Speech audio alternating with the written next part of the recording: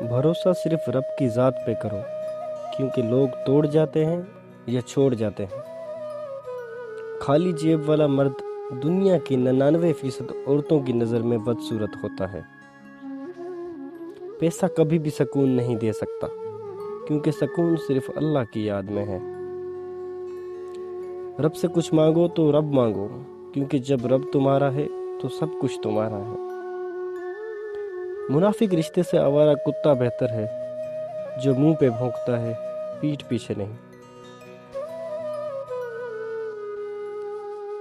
جس وقت آدمی کو احساس ہوتا ہے کہ اس کا باپ صحیح تھا، اس وقت اسے غلط قرار دینے والا ایک بیٹا آ چکا ہوتا ہے۔ افسوس یہ معاشرہ جہاں لوگ گند اٹھانے والوں کو گندا سمجھتے ہیں۔ محبت میں ذاتی آزادی کو طلب کرنا شرک ہے۔ بیک وقت دو افراد سے محبت نہیں کی جا سکتی، محبوب سے بھی، اپنی ذات سے بھی۔ اس طرح محبت ایک طرح کی غلامی کا عمل ہے۔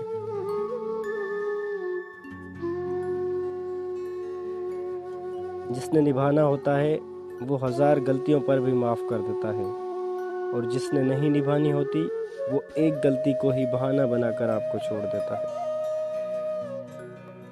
بعض اوقات آپ کو خاموش ہونا پڑتا ہے، کیونکہ آپ کے الفاظ یہ واضح نہیں کر پاتے کہ آپ کے اندر کیا چل رہا ہے۔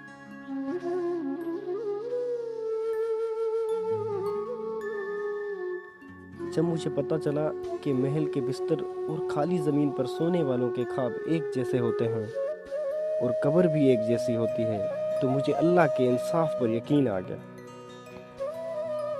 کسی کو ذلیل کرنے سے پہلے خود ذلیل ہونے کے لیے تیار ہو جائیں، کیونکہ اللہ کا ترازو صرف انصاف بولتا ہے۔